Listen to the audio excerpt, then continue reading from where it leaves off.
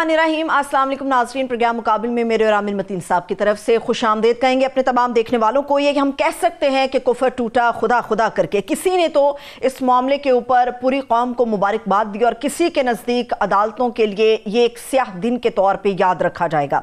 रात की तारीकी के अंदर 26वीं आईनी तरामीम के लिए दोनों ऐवानों के अंदर चकाचौंध रोशनी हमें देखने में मिली।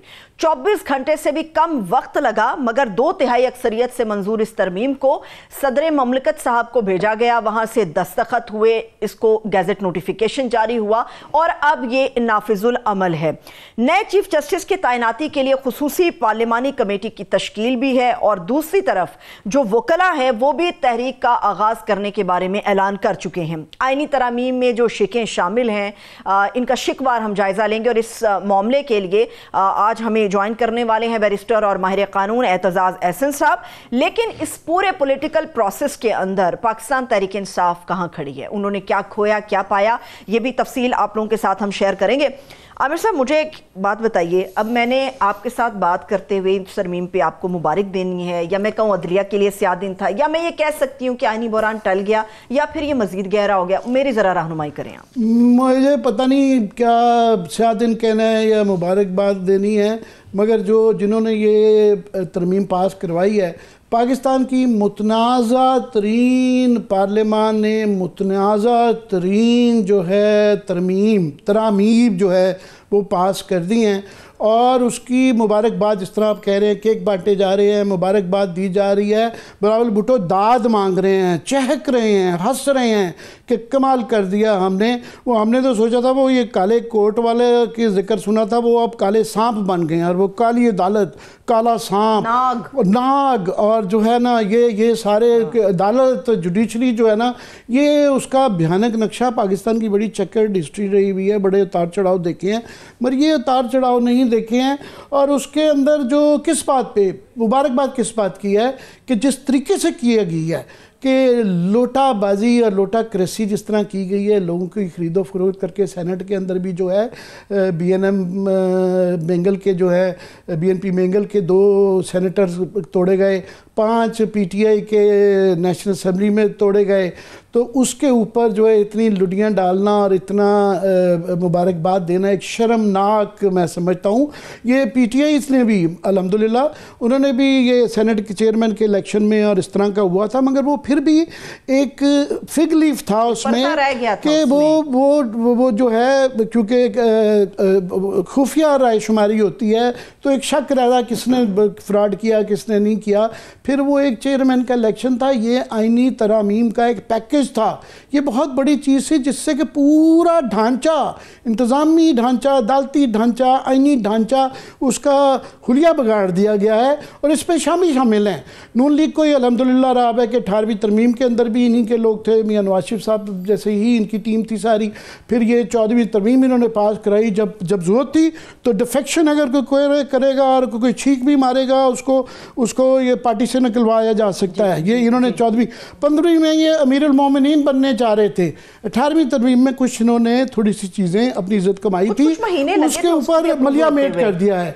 मगर मैं समझता हूँ मौलाना ने भी जिस तरह जितनी तारीफ़ करवाई और जितने लोगों ने उनकी की, जी वाह मौलाना कमाल कर दिया। इसके बाद ये लोटों उन्होंने अपने 2 बेसिक स्टांस से फ़र्क लिया। एक पहले उन्होंने कहा ये नाअहल, ये असेंबली इस बात की अहल नहीं है, ये अहल नहीं है 47 वाली असेंबली। दूसरा उन्होंने कहा लोटों के साथ हुआ तो हमें मंजूर नहीं होगी, उन्होंने भी लोटों के साथ मैं समझता हूँ अपनी इज्जत में कमी उनके काश मेरे पास वो क्लिप होता जिसमें आप कह रहे हैं जागते रहना मौलाना साहब के मुझे ये शक था शुरू से और मैंने ये ट्वीट की थी कि जागते रहना मौलाना पे ना रहना।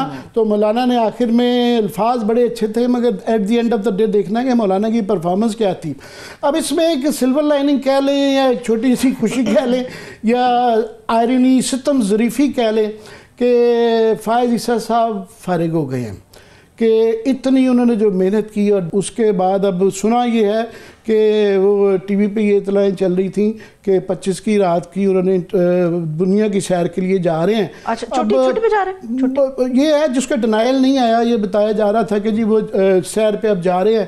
اور یہ ایک تو ہوتا نا تاریخ فیصلہ کرتی ہے, ان کا فیصلہ حال میں ہی ہو گیا ہے آج ہی. جس طرح ان کے منہ کے اوپر حامد علی خان بڑے شستہ آدمی ہیں, انہوں نے منہ پہ کھڑے ہو کے جب ایک چیف جسٹس کو کہا جائے کہ آپ ایک متعصب آدمی ہیں, تو یہ جب یہ آپ کا ہو جائے, اس سے زیادہ میں نہیں سمجھتا ہوں کسی جج کے لیے, چیف جسٹس کے لیے کوئی شرمناک بات ہے.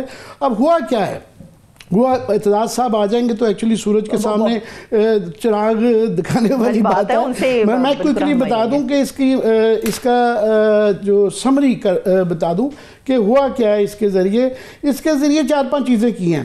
ایک تو بنیادی بات یہ ہے ہمارے آئین کی جو جس کے اندر اس کے اندر ایگزیکٹو اور جوڈیشری اور پارلیمان ایک اپنی اس کا رول ہے, سب کو مکس اپ کر کے کھچڑی بنا دی ہے جس کا سمجھ ہی نہیں آ رہی. جس طرح چیف جسٹس منصور علی شاہ صاحب فرما رہے تھے کہ ہمیں تو خود سمجھنے میں دیر لگے گی, تو عام آدمی کو کیا. میں کوئی سمجھانے کی کوشش کرتا ہوں کہ کیا ہے انہوں نے کہ چیف جسٹس کے لیے فار ایگزامپل ایگزیکٹو کے بالکل تابع کر دیا گیا کہ اس کی جو سلیکشن ہوگی 3 نام جو سینئر موسٹ کے جائیں گے, اور وہ جو پارلیمنٹری اسپیشل کمیٹی بنائی گئی ہے اس کے اندر جو ہے وہ ظاہر ہے گورنمنٹ کے ہی حکومت کے لوگ ہیں, تو ایگزیکٹو کے انڈر ہو گئی.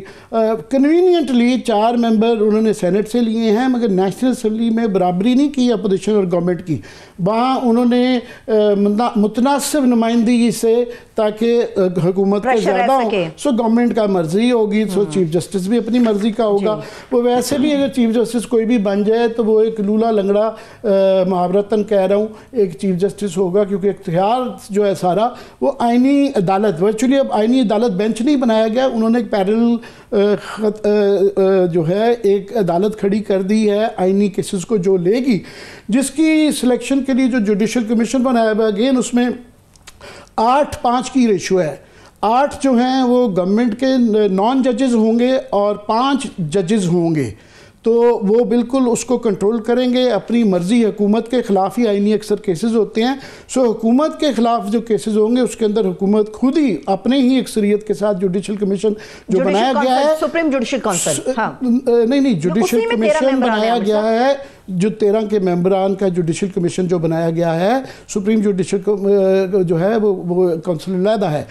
یہ جوڈیشل کمیشن جو بنایا گیا ہے 8-5 کی ریشو سے اپنی مرضی کا وہ بینچ بنائیں گے, اپنی مرضی کے فیصلے لیں گے اپنی, اور یہی چیز صوبوں میں بھی کر دی ہے. صوبوں کو بھی جکڑ دیا گیا ہے کہ جو 199 کے تحت یہ جو بنیادی حقوق کے خلاف ورزیوں کے وہ کرتے تھے, وہاں بھی جو ہے اسی طریقہ کار سے وہاں بھی ایک کمیشن بنے گا جو وہاں بھی اپنی مرضی کے بینچ ہوں گے. ساتھ میں ایک ACR جو ہے نا ججز کی, چیف جسٹسز کی اور ہائی کورٹ کے ججز کی, ان کے اوپر ایک تلوار لٹکایا کرے گی کہ یہی کمیشن جو ہے جس میں حکومت یہ اکثریت ہوگی, ٹھیک ہے, تو وہ جب وہ فیصلہ کریں گے سال کے بعد یا کسی وقت بھی کہ جناب اس کی پرفارمنس ٹھیک نہیں ہے, اس کا کوئی کرائٹیرین نہیں بتایا گیا کہ وہ جو ہے ان کو جج کرنے کا طریقہ کار کیا ہوگا, کیسے وہ ہوگا. بس یہ حکومتی ارکان دیکھیں گے, جیسے یہ فار ایگزامپل جس طرح یہ 6 ججز نے اسلام آباد ہائی کورٹ کے خط لکھ دیا تھا, تو اس طرح کے مبینہ طور پہ انتشار پسند ججوں کے ساتھ انتظام کرنے کا, ان کو کنٹرول کرنے کا طریقہ کر لیا. جیسے یہ بھی ایک چیز اس میں عامر صاحب شامل کی ہے کہ ججز کی جو ترقی ہوگی وہ ان کی کارکردگی کی بنیاد پر ہوگی. اب اس بات کا تعین کون کرے گا کہ کارکردگی کس کی کتنی اچھی رہی, اور کارکردگی کا اپنا معیار کیا ہوگا, یہ کون طے کرے گا؟ یہ میں نے کہا نا کہ وہ اس میں یہ اب گورنمنٹ دیکھے گی کہ ان کو جو اب یہ جو 3 سپریم کورٹ کے فار ایگزامپل ججز میں سے کمیٹی ہوگی, تو جو ایک ریس لگی رہے گی کہ جس نے بھی اگر چیف جسٹس نیکسٹ لگنا ہے, پہلے تو یہ ہے کہ ایک جو ایک لیجیٹیمیٹ ایکسپیکٹنسی جسے کہا جاتا ہے کہ جن ججز کی تھی وہ ختم کر دی گئی, اب وہ ان کی آنکھ گورنمنٹ کو خوش کرنے کی طرف ہوگی, انصاف کرنے کی طرف نہیں ہوگی. چلیے ذرا اس میں شامل کر لیتے ہیں, اور زیادہ بہترین تجزیہ اور زیادہ مدبرانہ جو رائے ہے وہ ہم بیرسٹر اعتزاز احسن صاحب کی شامل کرتے ہیں. سر بہت شکریہ آپ کے قیمتی وقت کے لیے. جی عامر صاحب. جی چودھری صاحب, یہ آپ ہمیں ایکسپلین کر رہے ہیں. ابھی منصور علی شاہ صاحب آج کہہ رہے تھے کہ ان کو بھی سمجھ نہیں آ رہی, وقت لگے گا کہ یہ ترامیم کی کیا گئی ہیں, تو یہ کیا ہوا. اور اس کے کیا اثرات ہوں گے یہ ذرا تاریخ کے پس منظر میں آل یورس. میں بیچ میں کوئی انٹرپشن نہیں کروں گا.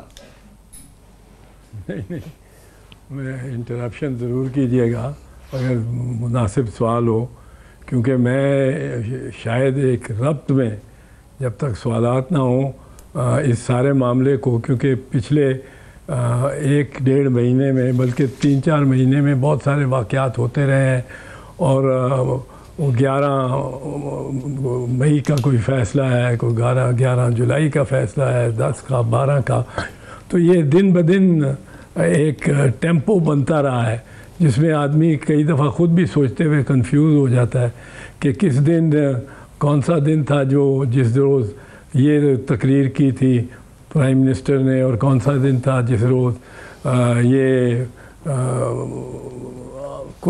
فلاں واقعہ ہوا تھا. اور یہ ذرا اس میں ہو جاتی ہے بڑی ڈینس یہ ہے story with facts and with narratives. اب اس میں ڈینسٹی اس لیے آئی ہے کہ یہ کمپیکٹ ہوا ہے. there was a race for a particular place، اور ریس تھی 25 اکتوبر تک. اینڈ اب فرض کیجئے 25 اکتوبر تک یہ نہ پاس ہوئی ہوتی 25 اکتوبر سے پہلے اور 3-4 دن پہلے، تو پھر automatically Mansoor Ali Shah would have become the chief justice. اس میں کوئی دوسری رائے ہی نہ ہوتی، چاہے نوٹیفیکیشن ہوتی یا نہ ہوتی. he would have become by the process of the constitution. آئین کو ضرورت نہیں ہے کہ آئین کا میں جو حتمی بات لکھی گئی ہو اس کو نوٹیفیکیشن کی ضرورت نہیں ہوتی، وہ آئین واقعاتی طور پہ اس کو پورا کر دیتا ہے. تو اب 25 اکتوبر سے پہلے 2-3 دن اور پہلے چاہیے لازم تھا. جس طرح اب آج غالباً 22 اکتوبر ہے، تو 22 اکتوبر 3 دن اور مل گئے، بڑے کشادہ ہو گیا. اب اگر تو ساتھ ہی انہوں نے یہ اس بل میں ججوں کی عمر بھی ریٹائرمنٹ کی بڑھا دی ہوتی، جو کہ 3 سال بڑھانے کا پروپوزل تھا، تو پھر تو یہ یقین ہو جاتا لوگوں کو کہ قاضی فائز عیسیٰ صاحب کو ہی یہ رکھنا چاہتے ہیں. لیکن اس کو چونکہ منصور علی شاہ چیف جسٹس آف پاکستان ہوں گے تو ان سے ذرا ایک 2-3 جسٹ لگا کے ذرا اوپر کا درجہ دینا پڑے گا، تاکہ chief justice of the federal, پہلے جو پروپوز تھا فیڈرل کورٹ، کانسٹیٹیوشنل کورٹ اور اینڈ دی ججز of the federal constitutional court, وہ سپریم کورٹ کے چیف جسٹس سے بھی سبقت ان کی ہو. اور وہ بنائی گئی تھی اس پٹیشن میں، اس بل میں، جو ڈرافٹ بل تھا اس میں یہ بنائی گئی تھی.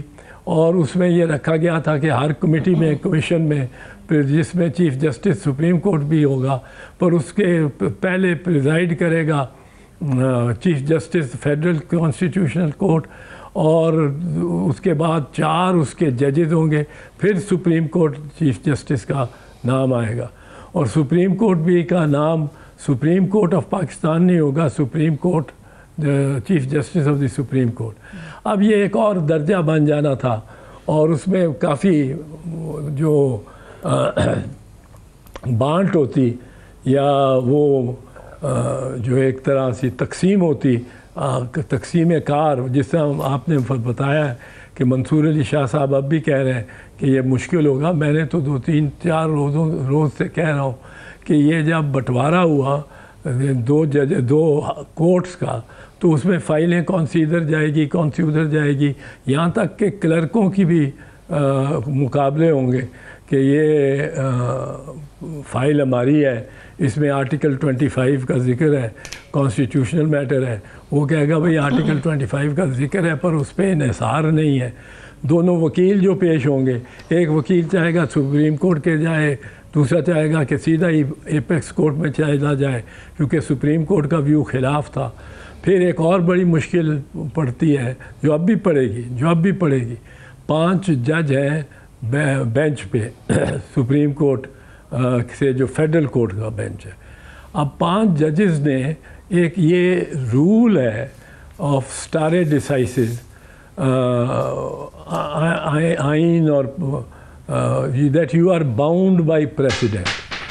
اب پریسیڈنٹ یعنی پہلے جو آپ کے نظیر ہے ایک معاملے میں ایک نقطے پہ اگر سپریم کورٹ کے 7 ججوں نے ایک فیصلہ دیا ہوا ہے اور وہ قانون کی انٹرپریٹیشن سے متعلق ہے تو وہ انٹرپریٹیشن اس وقت تک مکمل اور ہر ایک کسی پہ اس کا پابند ہوگا اس تشریح کا، ماں سوائے ایک ایسا بینچ جو 5 یا 7 والے اوریجنل بینچ سے زیادہ بڑا ہو.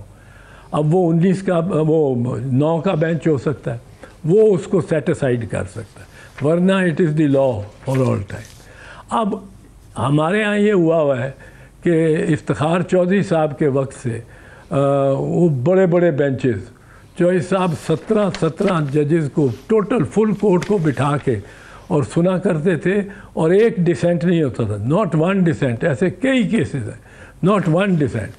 یہ اس کے بعد ارشاد حسن خان صاحب نے بھی یہ ٹریڈیشن جاری رکھی اور بڑی ان کی بھی 12 ججز کا ظفر علی شاہ کا کیس ہے، ناٹ ون ڈیسینٹ. کوئی سی نے اختلاف نہیں کیا اور چیف جسٹس نے خود ہی ججمنٹ لکھی ہوئی. تو یہ ایک نیا فنومینا شروع ہو گیا تھا جس کے بارے میں ہمیں بڑی تشویش تھی. پر اب یہ معاملہ ہے کہ 17 ججز نے بڑے وسیع پیمانے پر محیط وسیع اصولوں قوانین کے اصولوں کے محیط جو ہے فیصلے وہ دیے ہوئے ہیں اور اس میں 17 بینچ ہے، جج ہیں، کسی میں 15 ہے، کسی میں 5 ہیں، 5 نہیں 13 ہے. نارملی آڈ فگر ہوتا ہے، یعنی ایک تو خیر ایک اکیلا 3 5 7 9 تاکہ اگر ڈویژن ہو تو یہ نہ ہو کہ سٹیل میٹ ہو جائے، یہاں تک ممکن ہو.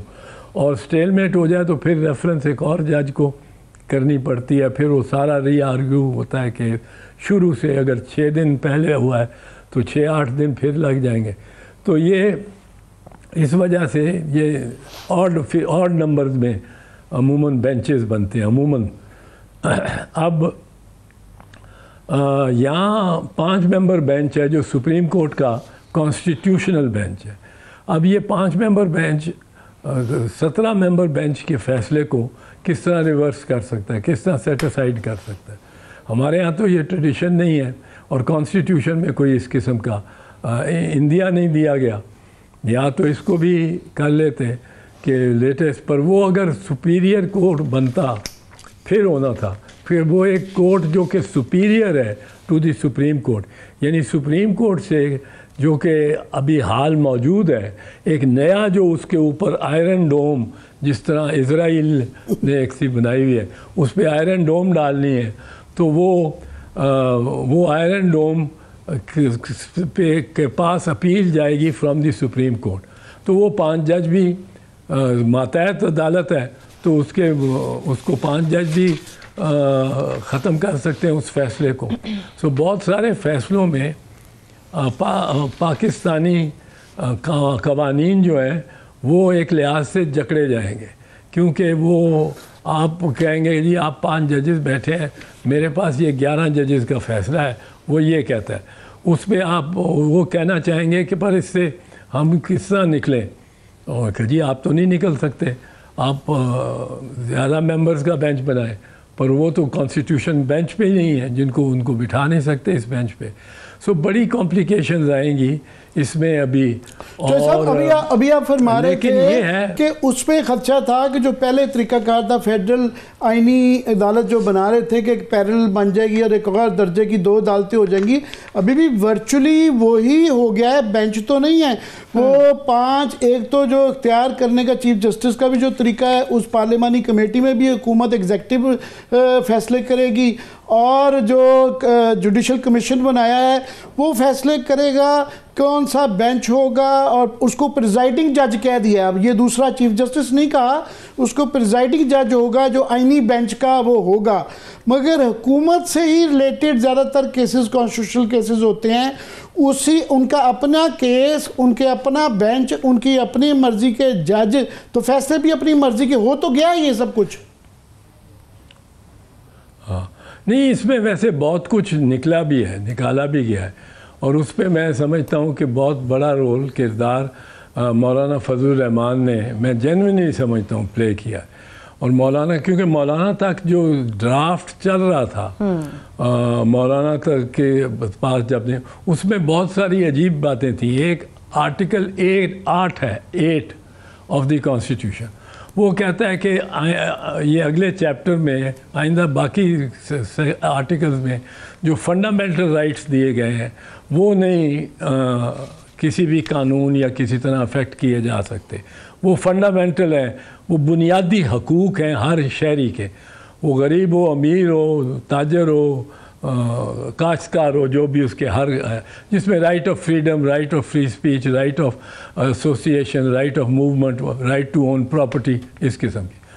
اب یہ رائٹس جو ہیں، یہ آرٹیکل 8 کہتا ہے یہ حاوی ہیں ہر کسی چیز پہ جو متضاد ہو.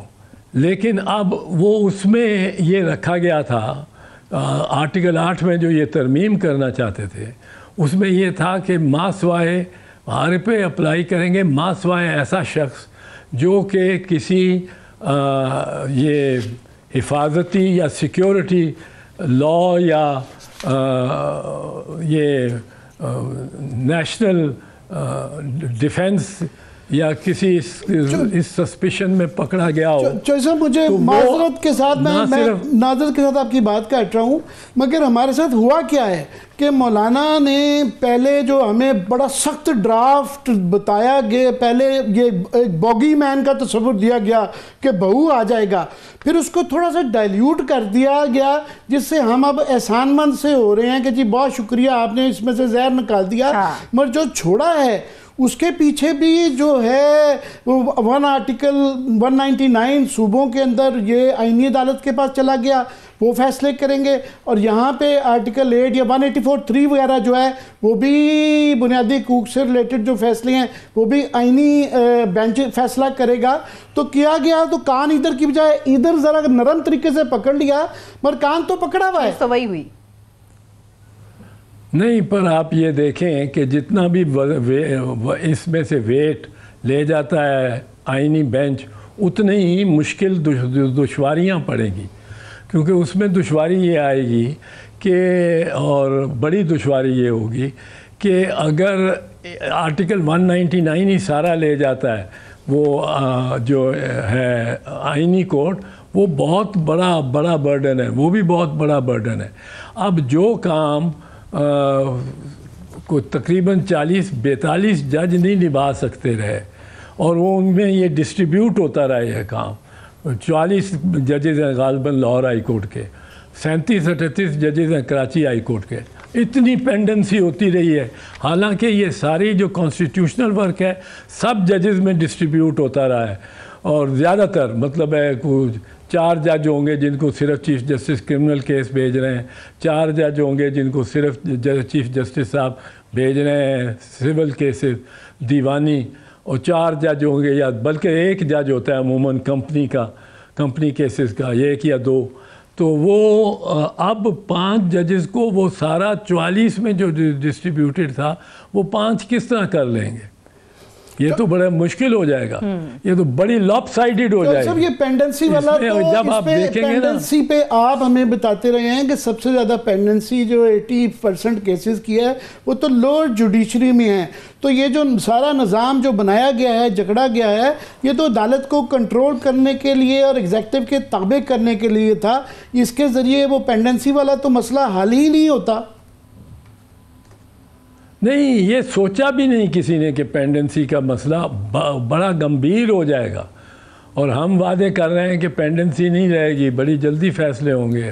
اب وہ فیصلے نکل جائیں گے جو ایک طرف ہو جائیں گے، جو کسی مطلب ہے کانسٹیٹیوشنل ایشو پہ ہوں گے.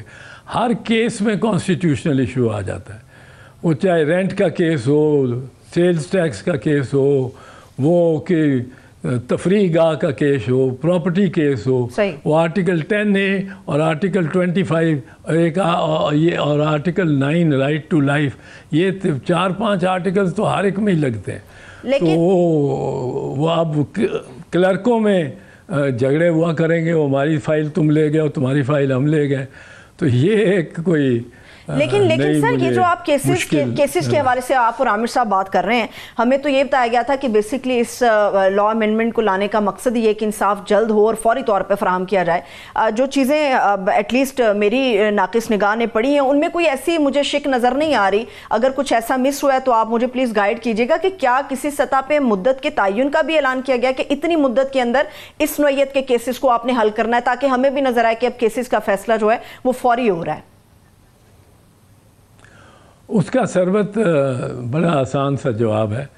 ایک لمیٹیشن ایکٹ ہے 1898 کا, وہ لمیٹیشن ایکٹ میعاد کتنی, وہ کوئی 300 قسم کے جو دعوے یا درخواستیں یا رٹیں یا یہ وہ دی جاتی ہیں, ان کے بارے میں وہ میعاد بتاتا ہے. اس میں اگر اس میں نہ ملے تو پھر کوئی پراپرٹی میٹر ہو تو اس کا عموماً وہ عمومی ایک علیحدہ لسٹ ہے. وہ ریٹ کی مثال کے طور پہ 3 مہینے کے اندر ریٹ کروں, ورنہ وہ اس کو پرنسپل ایک کہتے ہیں لیچز, یعنی ڈیلے کا, وہ آپ نے زیادہ ڈیلے کر دیا ہے تو وہ وہی رہے گا. وہ limitation act Karachi, Sindh, civil جج, فوجداری جج, ڈسٹرکٹ جج, ہائی کورٹ جج, سپریم کورٹ جج, سب پہ ہی لگتا ہے. تو وہ ایک جنرل عمومی قانون ہے جو لگ جائے گا جس کیس کی نوعیت جو بھی ہوگی. وہ تو صاحب ICJ جو انٹرنیشنل کمیشن آف جورسٹ ہے, انہوں نے بہت ہی سخت الفاظ میں اس کی مذمت کی ہے کہ یہ جو ہے یہ blow to judicial independence, rule of law, human rights protection, اور ساتھ میں انہوں نے کہا ہے کہ جناب یہ پاکستان جو ہے یہ سگنیٹری ہے human rights UN human rights committee کا, کہ اس کا آرٹیکل 14 انہوں نے کوٹ کیا ہے, international covenant on civil and political rights, اور جو انہوں نے کہا جی آرٹیکل 10 ہمارا اس کا ایکولنٹ ہے. انہوں نے کہا یہ تمام نہ صرف مقامی مگر جو انٹرنیشنل پرنسپلز جو ہیں جس کے ہم سگنیٹری ہیں UN کے چارٹر کے مطابق بھی, یہ اس کو بھی وائلیٹ کرتا ہے. تو کیا اس کو سٹرائک ڈاؤن کرنے کی اب کوئی پاسبلٹی رہتی ہے کہ انہوں نے سارے دروازے بند کر دیے ہیں؟ نہیں, اس طرح تو سٹرائک ڈاؤن اب شاید ممکن نہ ہو کہ عدالت بیٹھ جائے اور وہ اس پہ فیصلہ کرے, کیونکہ انہوں نے اب یہ جو ٹیریٹری کا میٹر ہے, وہ ٹیریٹوریل جو ایگزسٹنس ہے آف دی کورٹس, وہ بھی ہمارے ہاں بڑی عجیب ڈپینڈ کرتی ہے. مجھے تو لگتا تھا اگر وہ بن گیا ایپیکس کورٹ, جو نہیں بنا ایک کانسٹیٹیوشنل کورٹ, تو اس میں ہمیں ذرا زیادہ دشواریاں آئیں, اور ہو سکتا ہے کہ جو نمبر 2 جج پریزائڈنگ اور جج آئیں ود دی چیف جسٹس قاضی فیض عیسیٰ, یہ لگتا تھا نا ہمیں تو اس وقت یہ اس کا خدشہ تھا کہ یہ ان کی 3 سال میعاد بڑھا کے 25 تاریخ سے پہلے ان کی میعاد بڑی ہوگی اور ان کو یہ chief justice of the federal court of Pakistan بنا دیں گے. تو اس کے بعد اب ہوگا کہ میں اگر جسٹس منیب اختر ہوں یا میں یہ منصور علی شاہ ہوں, تو میرے پیچھے میں نکلا ہوا ہوں عدالت سے, تو اہلکار آ جائیں ان جج صاحب کے جو نمبر 2 اپوائنٹ ہوئے ہیں ہائیسٹ کورٹ فیڈرل کورٹ میں, تو وہ آ کے ہمیں نکال دیں اور کہیں کہ جی نکلو, وہاں ٹرف وارز نہ شروع ہو جائیں. ہمارے یہاں کوئی یہ ناممکن بات نہیں. میں صاحب یہ جو میں اسٹرائک ڈاؤن کے حوالے سے یہ کہہ رہا تھا کہ انہوں نے بڑی سوچ سمجھ کے تمام دروازے بند کیے ہیں کہ یہ چیلنج نہیں کہیں ہو سکتی، اور جو بھی معاملات اس سے ہوں گے وہ کانسٹیٹیوشنل عدالت جو نئے بینچ بنے گا وہ کرے گا، اور وہ بینچ کیونکہ حکومتی اکثریت سے بنیں گے تو دروازے تو بند کیے ہیں. مگر پھر بھی ایک کافی ماضی میں بھی اس طرح کی ججمنٹس آتی رہی ہیں کہ جو بیسک سٹرکچر کے ساتھ آئین کے جو اس کی خلاف ورزی، کوئی آئینی ترمیم بھی اگر ہو تو اس کے ساتھ اگر کوئی کھلواڑ کی جائے تو وہ سٹرائک ڈاؤن ہو سکتی ہے. مگر طریقہ کار کچھ ایسا ہے، ہو سکتا ہے. یہ دیکھیں، یہ پریکٹیکلی میرا خیال نہیں کہ ہو سکتا ہے. عملی طور پہ، غیر امنی طور پہ، عملی طور پہ اگر کوئی کسی نے فگر ایڈ بنانا ہے تو جو ججز سپریم کورٹ کے ججز، باقاعدہ سپریم کورٹ کے ججز ہیں، وہ علیحدہ عدالت بنا کے بیٹھ جائیں، جس طرح وہ عملی طور پہ ہو گیا تھا سجاد علی شاہ کے ساتھ. سجاد علی شاہ صاحب کے خلاف اجمل میاں صاحب کے تحت کے ساتھی ججز نے وہ ایک لحاظ سے بغاوت ہی کر دی تھی، اور ان کو ڈکلیئر کیا تھا کہ ہز اپوائنٹمنٹ واز اللیگل، اور وہ سارا اس میں 1997 میں، اور پھر وہ ان کو نکال دیا گیا تھا ایز چیف جسٹس. وہ 10 جج بیٹھے تھے علیحدہ اور 5 جج علیحدہ، پر وہاں جو سیکریٹریٹ تھا آئین کا، اس عدالت کا، سپریم کورٹ کا، مجھے یاد ہے میں اسلام آباد میں تھا، وہ کورٹ میں نہیں تھا کیونکہ کورٹ میں سنا تھا کہ بڑا وہ آج حملہ بھی ہونے والا ہے، یہ بھی ہونے والا ہے، اور نواز شریف لا رہے ہیں، تو وہ بند ہی پڑا تھا. سپریم کورٹ میں کوئی اور کام نہیں تھا ہو رہا، لوگ وکلاء کافی تھے وہاں، پر یہ جب جتھے نے اللہ بھی بولا ہے، پر وہ اس وقت یہ اسٹیبلشمنٹ جو تھی، مل اسٹیبلشمنٹ، یہ ان کے ساتھ تھی 10 ججز کے ساتھ.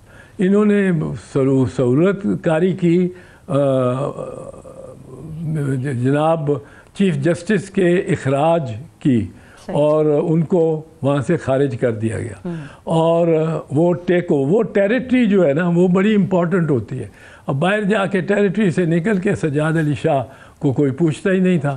اگر وہ سپریم کورٹ میں کمرہ نمبر 1 میں بیٹھا ہوتا، باہر دور پیرے لگے ہوتے، اور یہاں if he calls the army it will come. صاحب آپ نے بالکل سجاد علی شاہ والی صحیح مثال دی کہ وہ اسٹیبلشمنٹ اس وقت کیونکہ اس کے سجاد علی شاہ کے خلاف تھی تو اس لیے وہ کو ہو سکا. مگر ایک اور مثال بھی ہے جس کی الحمدللہ آپ نے جو ہے لیڈرشپ آپ کے ہاتھ میں تھی، وہ جوڈیشل موومنٹ رہی. مشرف کے دور میں مارشل لا کے خلاف وہ کامیاب کروائی گئی. تو ابھی بھی مجھے تو کوئی پاکستان کا بڑا وکیل سوائے اس کے کہ جو گورنمنٹ کے ساتھ منسلک ہے، کوئی جورسٹ نہیں نظر آیا جس نے کھل کے کہا ہو کہ یہ بہت اچھی چیز ہوئی ہے. اور مجھے تو بہت تکلیف ہے، میں آپ کو بھی جاننا چاہوں گا، آپ کے بچار بھی، کہ پیپلز پارٹی اس کو لیڈ کر رہی ہے، مبارکباد دے رہے ہیں اور داد بھی مانگ رہے ہیں، جمہوریت کی فتح. تو جو وکیلوں کا موڈ ہے، یا میرا خیال ہے جو ججز کا بھی موڈ ہوگا، اس سے کوئی فرق پڑے گا؟ دیکھیں، میں ایک چیز بتاؤں کہ وہاں جب ہم دیکھ رہے تھے تو اتنا تحسین کا یہ موسم تھا کہ میں خود ابھی بھی ہے ویسے اپریشیٹ کرتا ہوں کہ رول جو مولانا فضل الرحمان نے ادا کیا، کہ انہوں نے ایک چیز، ایک بیچ میں ایک بندہ کھڑا ہے، ہر طرف ایک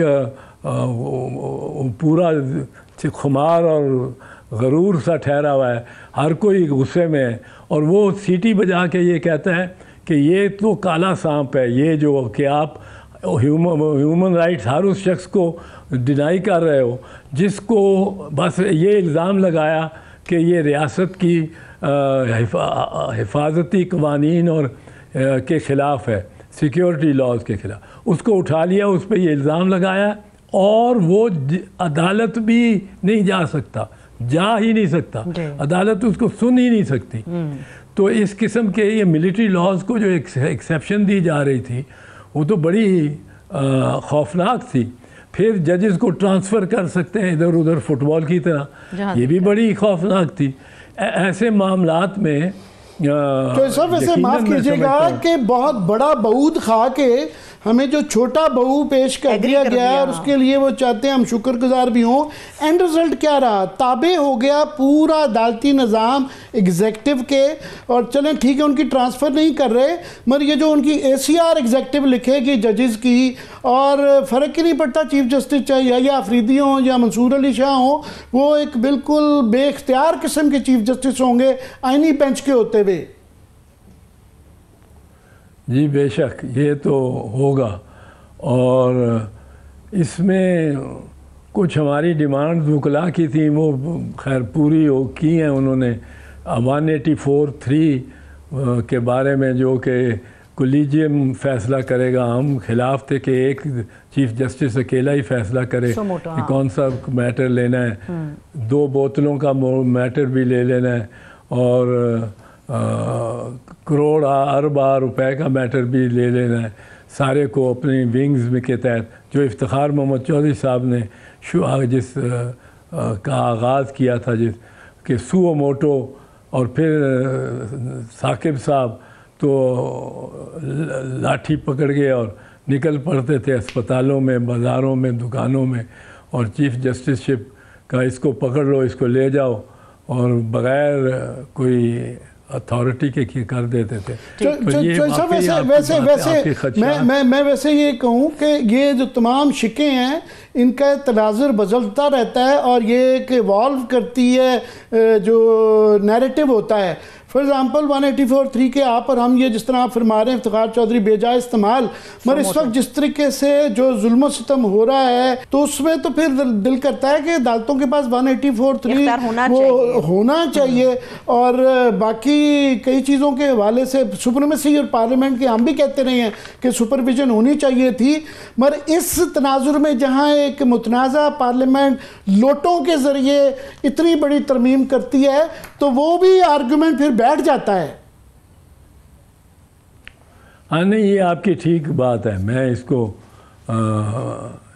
اس نظر سے نہیں دیکھا تھا، آپ نے زیادہ عمیق طریقے سے دیکھا۔ میں تو وہ ہمارے پاس وہ جو پہلا تھا ڈرافٹ وہ آیا نہیں تھا، اور دوسرا ڈرافٹ یہ جو پہلا جس کے بارے میں ہم ذکر کر رہے ہیں آرٹیکل 8 میں کالا ناگ وغیرہ، وہ اور دوسرا جب دوسرے دن ہوا، آج صبح ہوئی، تو وہ نئی اخبار آ گئی اور اس میں نیا بل آ گیا، تو بہت سارا وہ میں نے پہلا جو تھا وہ نہیں پڑھا ہوا تھا، تو سرسری طور پہ دیکھا تھا۔ آج آپ جو بتا رہے ہیں باتیں، اور دوسرے دن میں دیکھتا رہا ہوں، صرف فرینکلی میں ایڈمٹ کرتا ہوں اس کو، وہ جو فائنلی ایکٹ بن کے آ گیا ہے، اور جو چھپا ہے یا زمینوں میں آ رہا ہے اب، اور اس پہ تو فائز عیسیٰ صاحب کی میراث کیا ہے؟ فائز عیسیٰ کی میراث کیا ہے؟ معراج فیض آباد دھرنا کا کیس، اور تلور کا کیس، جو تلور بسٹرڈ سائبیرین بسٹرڈ، اس میں انہوں نے اوپر فارن آفس نے وہاں آ کے بڑا منت سماجت کی کہ یہ ہمارے ریلیشنز ٹوٹ جائیں گے عربوں سے، وہی آ کے یہاں شکار کرتے ہیں، ان کی شکار گاہیں رکھی ہوئی ہیں ہم نے پریزرو کر کے۔ آپ جسٹس منیر کے حوالے سے جسٹس بندیال کو بھی یاد کرواتے رہتے تھے، یہ جس طرح کا پچھلے سال ڈیڑھ میں فیصلے ہوئے اور جس طرح کا سارا ہمارا نظام میں بگاڑ آیا، عدالتی، آئینی، پارلیمانی جو ہے، تو اس میں اس لیگ میں یہ چلے جاتے ہیں، اور سکندر سلطان صاحب جو الیکشن کمشنر کا بھی اس میں ڈال دیا ہے کہ جب تک اگلا نہیں آئے گا وہی الحمدللہ رہیں گے۔ جی ہاں، پر جو تاریخ سبق دیتی ہے عامر اور ثروت، وہ مجھے تو یہ لگتا ہے کہ وہ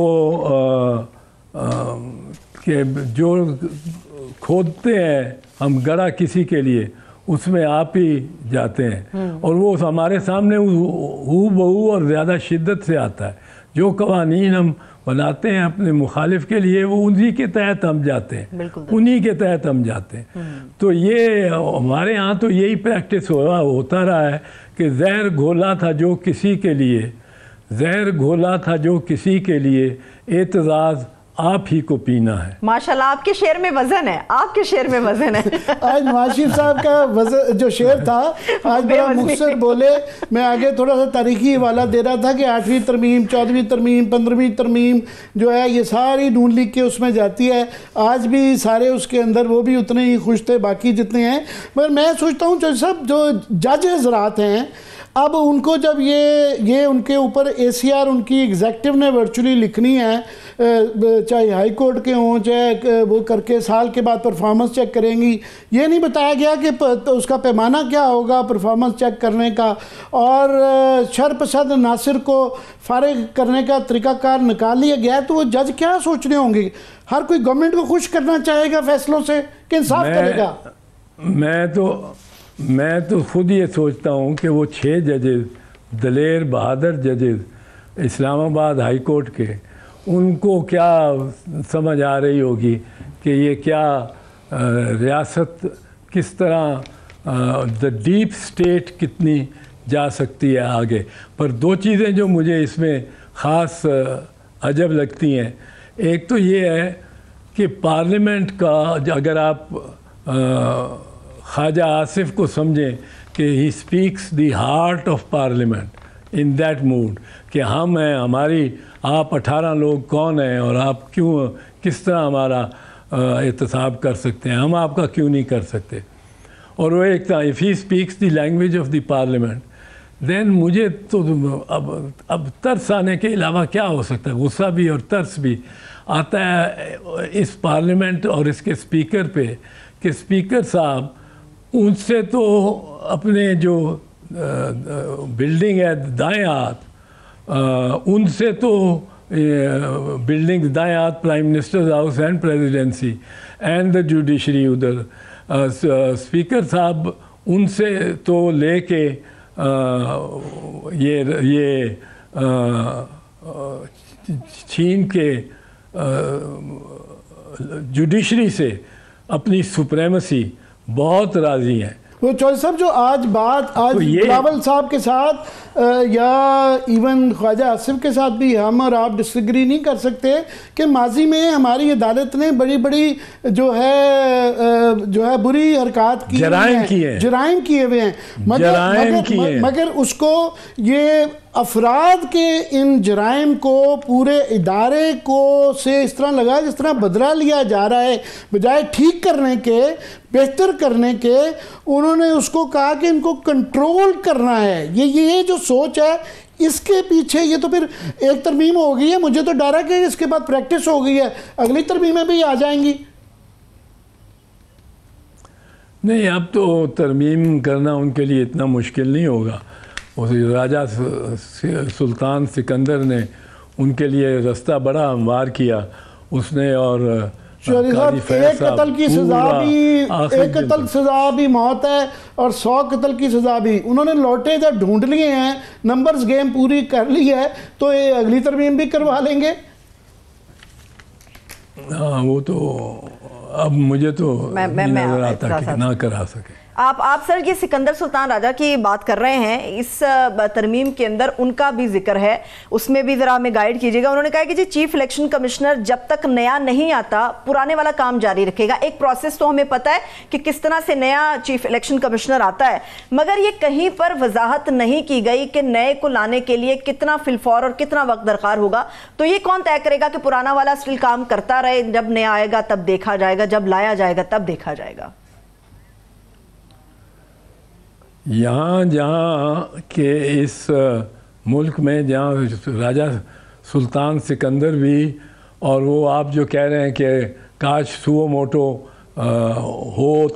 لیا جاتا یا ہونا چاہیے، اور یہ آج ہوتا اور کوئی ایکٹیوسٹ جج ہوتا بیٹھا ہوا، تو بہت سارے کام جو جرائم ہو رہے ہیں لوگوں کے اٹھا کے لے جا کے اور سافٹ ویئر چینج کر کے واپس کیا جا رہا ہے، یہ ایک مذاق مان گیا ہے۔ مذاق مطلب لوگ समझते हैं ये कोई इतनी बड़ी बात नहीं है। वो बहुत बहुत शुक्रिया चौधरी साहब। अब उनको हैरत नहीं होती। आपको जो है हमें बड़ी उम्मीद है, हम भी इसको ज़रा दोबारा गौर से पढ़ेंगे। मंसूर अली शाह साहब भी पढ़ लें, आप भी पढ़ें तो दोबारा आपको तंग करेंगे, ज़हमत देंगे, क्योंकि आप जो है ये भी देखेंगे कि आपकी सारी उम्र एक अदलिया और शख्सी आज़ादियों के लिए गुजरी है, कि इसमें आप क्या रोल अपना अब नेक्स्ट जो है माशाल्लाह अभी भी अल्लाह आपको मज़ीद सेहतमंद हैं और आप एक्टिव नज़र आते हैं। सो बड़ी उम्मीदें अभी भी आपसे। चौधरी साहब बहुत बहुत शुक्रिया। Thank you. Ji. But I am 80 years old. Chaudhary साहब, you will be 120 years. You'll live for that long. इंशाल्लाह। लंबी उम्र दे आपको। I don't want to live that. I don't want to live that. बहुत शुक्रिया सर, बहुत शुक्रिया। आपने जो बात की है मुकल्ला तहरीक में साथ देंगे। मैं सवाल उनसे पूछना चाह रही थी, वक्त नहीं था मेरे पास। नहीं, वो उन्होंने वो उम्र का हम इनको चौधरी साहब को बहाना नहीं लेने देंगे। चौधरी साहब असल में अब सारी उम्र पीपल्स पार्टी के साथ गुजर गई है, तो वो थोड़ा सा बिलावल तो चलें, उनको कह सकते हैं कि उनको पता नहीं क्या लॉलीपॉप कराया गया है, मगर बड़ा अफसोस होता है उनके साथ जो पुराने बड़े बड़े रुफ़का हैं पीपल्स पार्टी की, जो बड़ी स्ट्रगल थी, ये सब पे पानी फेर दिया है।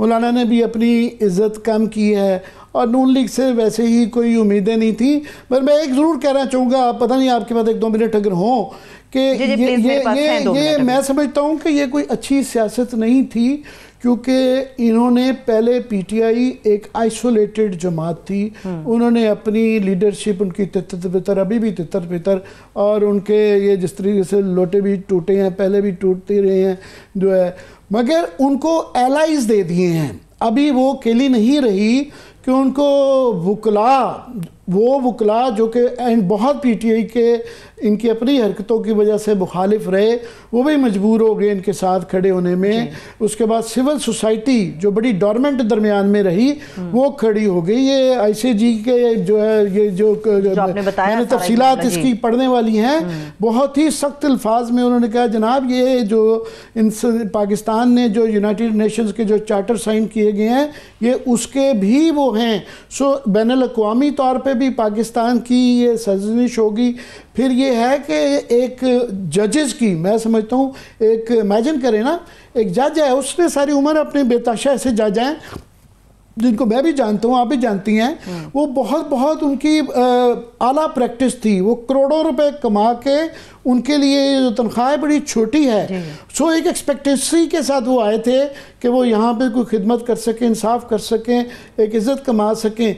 जब उनको ये पता हो कि वो उनके ऊपर जो है एक जकड़ लिया गया है और उनको ये देख रहा है कि उनकी मर्ज़ी के बेंच बनेगी और मर्ज़ी के फैसले ले रहे हैं, एग्जैक्टिव ACR बैठ के तैयार कर रही है, तो वो क्या सोच रहे होंगे।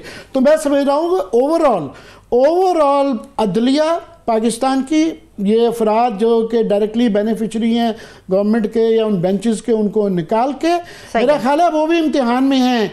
वो जज जो आईनी अदालतों में लगाए जाएंगे, लोग उन पे भी उंगलियां उठाई जाएंगी। और फायज़ ईसा साहब एक सबक आमोज कहानी है कि इस तरह के जजेस को किस तरीके से इस्तेमाल करके क्या क्या कुछ नहीं उनसे करवाया गया या क्या क्या कुछ उन्होंने नहीं किया। आखिर में अब ये पता चल रहा है कि जनाब 25 को ये इतलाएं टीवी पे चल रही थी कि जी उनकी फ़्लाइटें बुक हैं और वो मुल्क से बाहर जा रहे हैं। पता नहीं दोबारा आए या आ सके। नवाज शरीफ साहब भी जा रहे हैं, जो काम करना था वो कर लिया है, मगर ये कहानी अभी ख़त्म नहीं हुई। चलिए, ये डिबेट तो मुसलसल चलती रहेगी और महीनों भी चलेगी, शायद हफ्तों भी चलेगी। बहुत शुक्रिया आमिर साहब, देखने वालों का शुक्रिया। इजाज़त दीजिए, अपना ख्याल रखिए, खुदा हाफ़िज़।